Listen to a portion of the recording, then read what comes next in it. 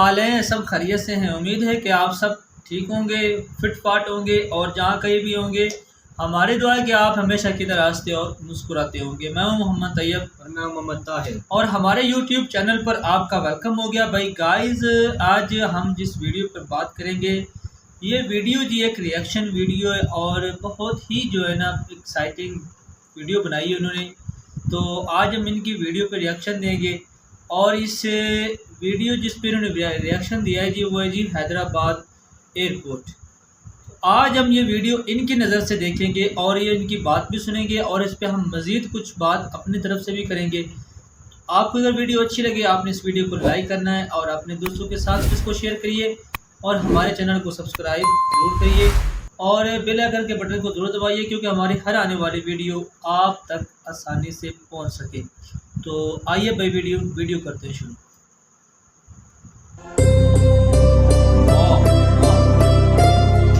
Hi friends, welcome back. तो चलो आगे का देखते हैं part, why Hyderabad airport is India's fastest growing airport.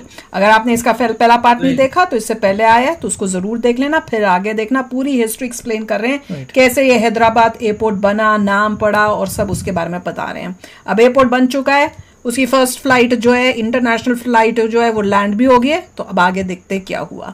तो वीडियो शुरू करते हैं। वीडियो शुरू करने से पहले अगर आप चैनल पर नए हो और आपने अभी तक सब्सक्राइब नहीं किया तो जल्दी से पहले सब्सक्राइब के बटन और बेल आइकन को क्लिक कर लो ताकि आपको हमारे सारे वीडियोस के नोटिफिकेशन मिल जाएं जैसे हम अपलोड करें। अगर आपको वीडियो पसंद आता है प्लीज लाइक एंड शेयर। चलिए शुरू करते हैं। वहीं जब नवंबर 2023 में इस टर्मिनल को एक्सपैंड किया गया तो उसकी पैसेंजर कैपेसिटी बढ़कर हो गई 3.4 करोड़ पैसेंजर्स पर ईयर। इसका एरिया भी डबल से ज्यादा बढ़ गया। पहले 1.17 लाख पानी है अब 2.7 लाख स्क्वायर मीटर में फैला हुआ है। अब इसका एक ही टर्मिनल एक्टिव है जिसका वेस्टर्न साइड इंटरनेशनल फ्लाइट्स को हैंडल करता है और ईस्टर्न साइड डोमेस्टिक फ्लाइट्स को। पैसेंजर टर्मिनल के अलावा 3 पार्किंग एप्रन्स हैं, एक कार्गो टर्मिनल और एक मेंटेनेंस, रिपेयर और ऑपरेशंस का एप्रन। आज आरजीआई एयरपोर्ट टोटल 85 डोमेस्टिक और इंटरनेशनल डेस्टिनेशंस की फ्लाइट ऑपरेट करता है यहाँ से। इसमें दिल्ली के लिए सबसे ज्यादा फ्लाइट्स हैं, 164 वीकली फ्लाइट्स के साथ, जो कि यहाँ का 10% ट्रैफिक बनाता है। दुबई और मस्कट टॉप इंटरनेशनल डेस्टिनेशंस हैं और लॉन्गेस्ट फ्लाइट लंदन तक है 10 घंटे 50 मिनट लंबी। 30 एयरलाइंस ऑपरेट करती हैं जिसमें इंडिगो एयरलाइंस लार्जेस्ट है। 2008 में इंडिगो ने पहली बार ऑपरेशन स्टार्ट किए थे हैदराबाद में और आज मंथली 4400 फ्लाइट से ज्यादा ऑपरेट करती है। जैसे एयर इंडिया जो दूसरे नंबर पर आती है सिर्फ 400 फ्लाइट हैंडल करती है महीने में, जो कि 11 टाइम्स ज्यादा इंक्रीज करेगी। बोइंग 777, एयरबस टाटा के अंदर आ गए देन उसी चेंजेस जैसे बड़े एयरक्राफ्ट भी रेगुलरली ऑपरेट करते हैं इधर से। साउथ इंडिया के बिजीएस्ट कार्गो टर्मिनल्स में से एक है इधर, 14,300 स्क्वायर मीटर में फैला। साल 2022-23 में 1.4 लाख टन के साथ ये देश का 5th लार्जेस्ट कार्गो ट्रांसपोर्ट करने वाला एयरपोर्ट बन गया। इसे Hyderabad Menzies air cargo private limited operate करती है, जो कि एक जॉइंट वेंचर है GHIAL और मेंजीज एविएशन के बीच। मेंजीज एविएशन एक यूके की कंपनी है जो world wide aircraft, ground handling services और कार्गो सर्विसेज प्रोवाइड करती है। इसे 191 साल पहले फाउंड किया गया था 1883 में स्कॉटलैंड में एक बुक सेलर जॉन मेंजीज द्वारा। इसके कार्गो टर्मिनल की एक खासियत है कि यहाँ पर फार्मा जोन भी बनाया गया है, जो कि एक टेम्परेचर कंट्रोल फैसिलिटी है फार्मास्यूटिकल्स के ट्रांसपोर्ट के लिए। देश में ऐसी पहली फैसिलिटी है। यहाँ पे इसलिए भी इतनी जरूरी है क्योंकि लगभग 70% फार्मास्यूटिकल एक्सपोर्ट्स इधर से ही होते हैं। हैदराबाद को bulk drug capital of India और vaccine capital of the world भी कहा जाता है क्योंकि यहाँ देश के 40% बल्क ड्रग का प्रोडक्शन होता है। इसी को और बढ़ाने के लिए हैदराबाद में फार्मा सिटी बनाने का भी काम चल रहा था। अब एनवायरमेंटल रीजंस की वजह से इसे एक फार्मा सिटी की जगह 10 फार्मा विलेजेस बनाए जाएंगे, ऐसे प्लान्स बन रहे हैं। 3 ग्रीनफील्ड फार्मा विलेजेस नालकोंडा, विक्राबाद और मेदक डिस्ट्रिक्ट में बनाए जाएंगे 1000 से 2000 एकड़ में ईच। ऐसी फार्मा इंडस्ट्री को पूरे स्टेट में फैला देने का प्लान है गवर्नमेंट का, ताकि फार्मास्यूटिकल्स की बढ़ती डिमांड को फुलफिल कर सके और उसके लिए भी हैदराबाद एयरपोर्ट बहुत क्रूशियल रोल प्ले करेगा। एयरपोर्ट को ऑपरेट करने के लिए 2015 में GHIAL ने 5 मेगावाट सोलर पावर प्लांट बनाया था एयरपोर्ट एरिया में। 45 एकड़ लैंड में फैला हुआ है जिसमें लगभग 30 करोड़ रुपए लगे बनाने में। अब इसकी कैपेसिटी बढ़ाकर 10 मेगावाट कर चुके हैं, जिससे 10 करोड़ रुपए की बचत होती है इलेक्ट्रिसिटी बिल से। 3 साल में एयरपोर्ट 100% सोलर एनर्जी से ऑपरेट करने लगेगा जब नए पैनल्स ऐड किए जाएंगे, जैसा कि आज का कोचिन एयरपोर्ट होता है, जो इंडिया का और वर्ल्ड का फर्स्ट एयरपोर्ट है जिसमें 100% सोलर एनर्जी प्राप्त की है। उसने अचीव किया था 2015 में, जिसके लिए कोचिन एयरपोर्ट को 2015 में अचीव कर लिया था। अर्थ अवार्ड मिला था 2018 में। आरजीआई एयरपोर्ट की लोकेशन काफी एक्सेसिबल है NH44, NH765 और आउटर रिंग रोड के पास होने की वजह से। मेट्रो अभी एयरपोर्ट तक नहीं जाती, मगर फ्यूचर में एक्सपैंड करने के प्लान्स हैं। 31 किलोमीटर किलोमीटर लंबी लाइन रायदुर्ग से एयरपोर्ट तक बनाई जा रही थी। 6250 करोड़ रुपए में कंस्ट्रक्शन भी शुरू हो गई थी दिसंबर 2022 में, लेकिन स्टेट गवर्नमेंट चेंज होने से इसे स्क्रैप कर दिया गया। अब मल्टीपल एक्सपेंशन बनेंगे 70 किलोमीटर लंबे, जो कि एयरपोर्ट तक भी जाएंगे और सिटी को चारों ओर से कनेक्ट करेंगे। इसके अकॉर्डिंग पहले ग्रीन लाइन को एक्सटेंड किया जाएगा एमजी बस स्टेशन से फलकनुमा तक 5.5 किलोमीटर से, फिर 1.5 किलोमीटर आगे चंद्रयान गुट्टा तक ब्लू लाइन नागोले से एक्सटेंड होते हुए एलबी नगर और चंद्रयान गुट्टा से कनेक्ट करते हुए एयरपोर्ट तक जाएगी 29 किलोमीटर के साथ। ये अभी प्लानिंग स्टेजेस में ही है, कब तक कंप्लीट होगा ये फाइनलाइज नहीं हो पाया है, लेकिन इतना क्लियर है कि एयरपोर्ट को मेट्रो से कनेक्ट किया जाएगा, चाहे कुछ टाइम और लग जाए। अभी एयरपोर्ट के पास उमदा नगर रेलवे स्टेशन है 6 किलोमीटर की दूरी पर, जहाँ से पैसेंजर्स आसानी से कम्यूट कर सकते हैं। हैदराबाद के पुराने बेगमपेट एयरपोर्ट की एक बहुत बड़ी समस्या थी फॉग। बैड वेदर की वजह से यहाँ कई फ्लाइट्स डिले और कैंसिल होती रहती थी रेगुलरली। उस चीज को फिक्स कर दिया गया है नए एयरपोर्ट में ILS इंस्ट्रूमेंट लैंडिंग सिस्टम को इंस्टॉल करके। इससे अब ये रात में, खराब वेदर में और फॉग में फ्लाइट्स को हैंडल कर सकता है आसानी से। ILS एक रेडियो नेविगेशन सिस्टम पर बेस्ड है जो 2 डायरेक्शनल रेडियो सिग्नल्स का इस्तेमाल करके एयरक्राफ्ट को शॉर्ट रेंज गाइडेंस प्रोवाइड करता है लैंडिंग के वक्त। ये 2 सिग्नल्स होते हैं लोकलाइजर और ग्लाइड स्लोप, जो कि मोस्टली रनवे के पास से ही ट्रांसमिट किए जाते हैं। लोकलाइजर जिसकी फ्रीक्वेंसी 108 से 112 मेगाहर्ट्ज तक होती है, एयरक्राफ्ट को हॉरिजॉन्टल गाइडेंस देता है, यानी प्लेन को कितना लेफ्ट या राइट होना चाहिए जिससे वो लाइन अप कर जाए रनवे से। ग्लाइड स्लोप जिसकी फ्रीक्वेंसी 329 से 335 मेगाहर्ट्ज तक होती है, एयरक्राफ्ट को वर्टिकल गाइडेंस प्रोवाइड करता है, प्लेन कितना ऊपर या नीचे होना चाहिए जिससे वो स्मूथ डिसेंट मेंटेन कर सके। ILS की मदद से एयरक्राफ्ट को रनवे से 800 मीटर दूर तक और ग्राउंड से 61 मीटर ऊंचाई तक अप्रोच करवाया जा सकता है, जिसके बाद पायलट को रनवे दिख जाना चाहिए। अगर फिर भी नहीं दिखता तो उन्हें गो अराउंड करना जरूरी हो जाता है। लैंड करते वक्त ये सारी इन्फो पायलट को अपने कॉकपिट डिस्प्ले पर मिल जाती है, जिसे फॉलो करके उन्हें एयरक्राफ्ट लैंड करना होता है। ILS आज ऑलमोस्ट सारे इंटरनेशनल और डोमेस्टिक एयरपोर्ट्स यूज करने लगे हैं। पहले ऐसा नहीं था, पायलट्स मोस्टली विजुअल अप्रोच करते थे जिसमें रनवे दिखने के बाद ही वो लैंड कर पाते। ILS से पहले कुछ और रेडियो बेस्ड लैंडिंग सिस्टम्स आए हैं जो काफी टाइम से भी यूज हो रहे हैं। जैसे 1930s में यूरोप के कई एयर बेसिस में लॉरेंस बीम यूज किया जाता था, जो सिंगल रेडियो सिस्टम था हॉरिजॉन्टल गाइडेंस के साथ, जिसकी एक्यूरेसी भी बहुत अच्छी नहीं थी। फिर यूएस का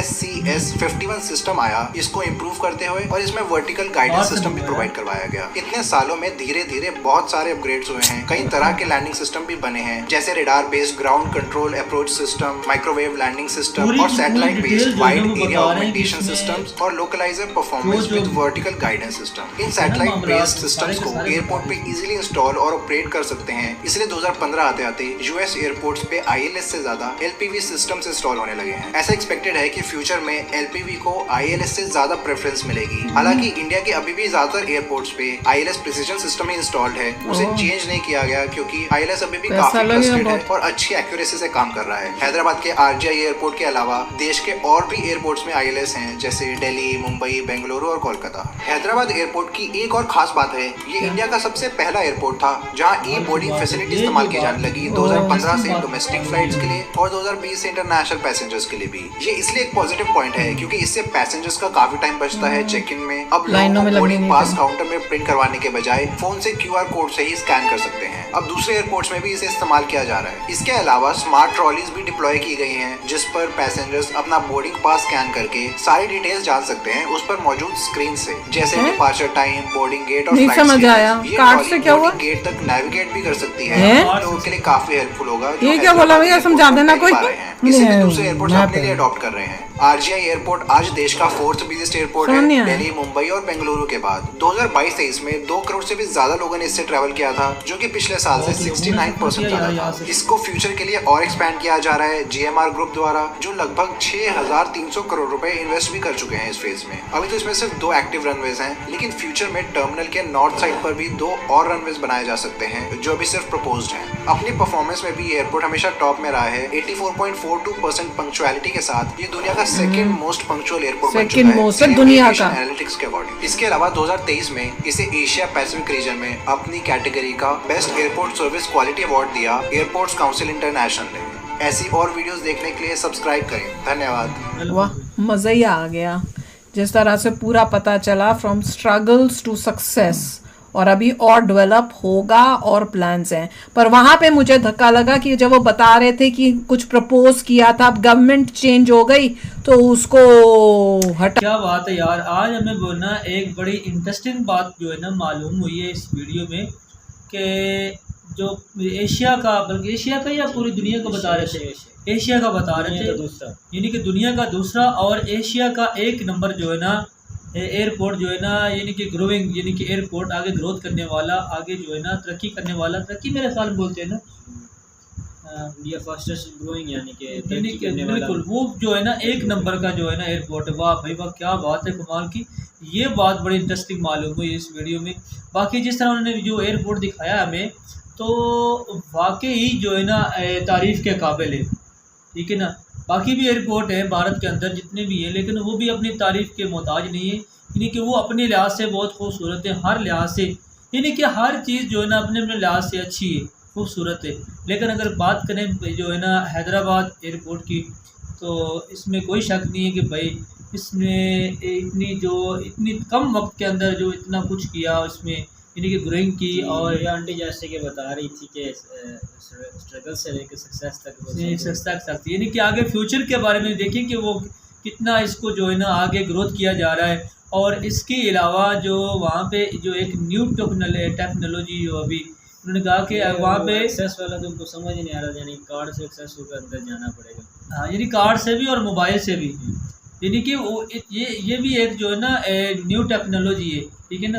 देखिए ना कि सिटी में या बड़े बड़े शहरों में, टोक्यो में हो गया, न्यूयॉर्क सिटी में हो गया, या कोरिया का बुसान में हो गया, इसमें ये थे फंक्शन वगैरह। हाँ, तो अब ये हैदराबाद एयरपोर्ट में भी है, क्योंकि पूरे भारत में मेरा ख्याल में इस तरह का माम जो है ना टेक्नोलॉजी आ गई। क्योंकि इसका जो एक फ़ायदा ये होता है कि आप जो है ना, एक तो लाइन नहीं लगती, रश नहीं होता, और आपका टाइम बचता है, आप जो है ना आसानी के साथ उसको जो स्कैन करें और अंदर चले जाएं, तो इसमें सिक्योरिटी इशू भी नहीं होता। बहुत से ऐसे मामलात हैं जिसकी आपको सहूलत जो है ना मिल जाती है। तो यानी कि तरक्की की जो राहों पर चल पड़े, तो सबसे पहले जो कदम, यानी कि इस तरह के अगर यानी कि तरक्की की तरफ जो गामजन जो कदम होता है इंसान का या किसी मुल्क का, तो सबसे बड़ी जो अहम बात होती है वो टेक्नोलॉजी होती है। जहाँ पे टेक्नोलॉजी इस्तेमाल होने लगे, तो फिर वहाँ पर जो है ना देख लें कि वो वाकई तरक्की कर रहा है या तरक्की कर चुका है।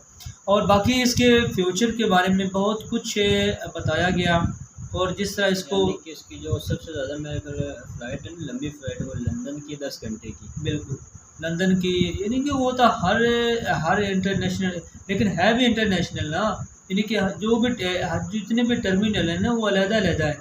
एक जो कार्गो टर्मिनल है वो अलग है, इंटरनेशनल अलग है, और आपके अंदर जो सिटी है, यानी कि आप अपने मुल्क के अंदर अगर ट्रैवलिंग करना चाहते हैं उसका टर्मिनल अलग है। तो इससे भी ये भी होता है ना कि काफ़ी कुछ जो है ना टाइम बच जाता है और बड़ी आसानी हो जाती है, इसमें रश कम होता है, आसानी होती है, और आपको कि इसमें यानी कि सब जो चीज़ें ना वो अलग अलग उसको मैनेज किया गया, तो ये बहुत अच्छी बात है। वाकई बहुत इंटरेस्टिंग वीडियो थी, और उन्होंने बहुत ही अच्छा इस पर रिएक्शन भी दिया है, और हमें इनका रिएक्शन पसंद भी आया है कि इन्होंने भी बहुत ही प्यारी बातें की। और